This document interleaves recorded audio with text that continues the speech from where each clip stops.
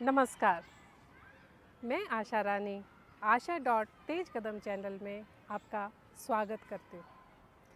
आसनों की श्रृंखला को जारी रखते हुए आज हम वज्र आसन के विषय में बात करेंगे। वज्र यानी कठोर।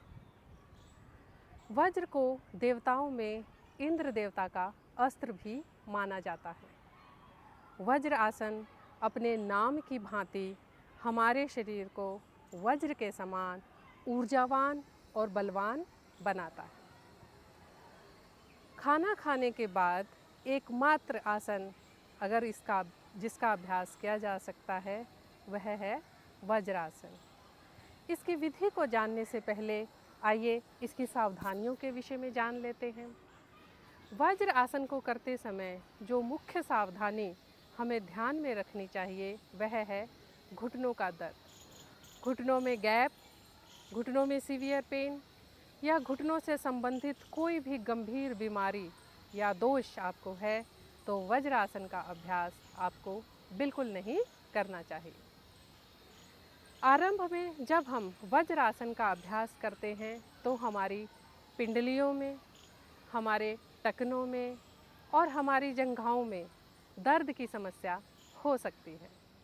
इसलिए अभ्यास को जारी रखें।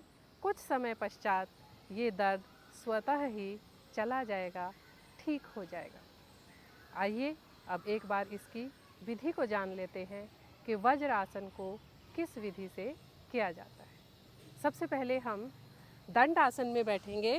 पैरों को सामने की ओर फैलाकर कुछ इस तरह से, पैर भी सीधे, हाथ भी सीधे, हथेलियों को ज़मीन पर टिकाते हुए सीधे बैठेंगे।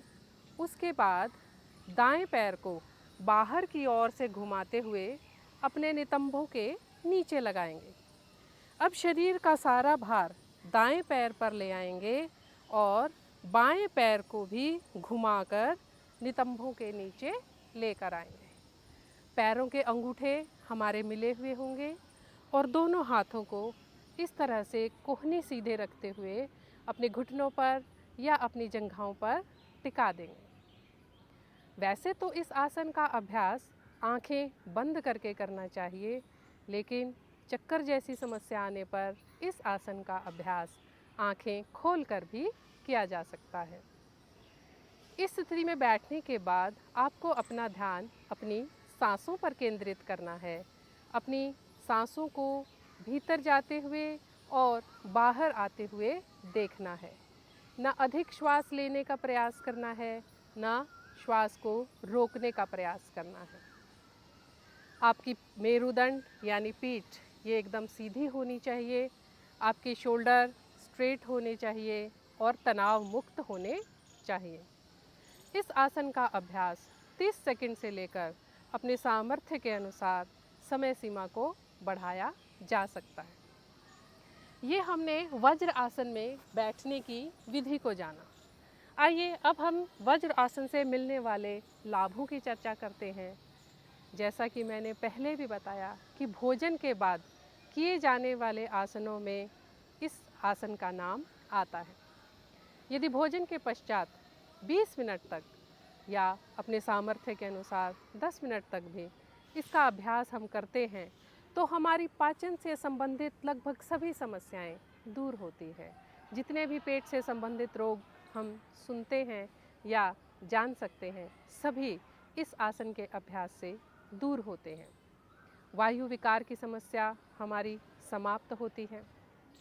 हमारी जो सर्वाइकल की समस्या है वो दूर होती है। हमारी मांसपेशियों को बल मिलता है, हमारी रीढ़ को मजबूती मिलती है, रीढ़ सीधी रहती है, रीढ़ के दोष दूर होते हैं। हमारे मस्तिष्क तक रक्त का प्रवाह सही रूप से पहुंचता है। हमारी निर्णय लेने की क्षमता विकसित होती है, हमारी एकाग्रता बढ़ती है। इस आसन का अभ्यास हमें ध्यान की गहराइयों में लेकर जाता है। इस आसन का लगातार अभ्यास हमारे ऊर्जा प्रवाह को सुषुम्ना नाड़ी में प्रवेश करवाता है, जो कि अध्यात्म में एक बहुत बड़ी उपलब्धि मानी जाती है। एक आसन को करने के इतने सारे लाभ हमें प्राप्त होते हैं। अब जान लेते हैं कि इस आसन से जब वापस हम साधारण स्थिति में आएंगे तो किस प्रकार से आएंगे।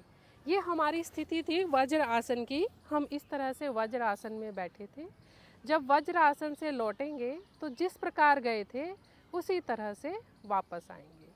पहले हम हाथों को नीचे लाएंगे और बाएं पैर को साइड से खोलते हुए सामने लेकर आएंगे। सारे शरीर का भार बाईं ओर डालते हुए दाएं पैर को भी नितंबों के नीचे से निकालकर सामने लाएंगे और पुनः दंड आसन की स्थिति में आ जाएंगे और फिर धीरे धीरे शरीर को रिलैक्स नॉर्मल पोजीशन में आ जाएंगे। ये हमने वज्र आसन का अभ्यास किया। हमने वज्र आसन की सावधानी जानी, वज्र आसन की विधि जानी, वज्र आसन से मिलने वाले लाभों के विषय में चर्चा की।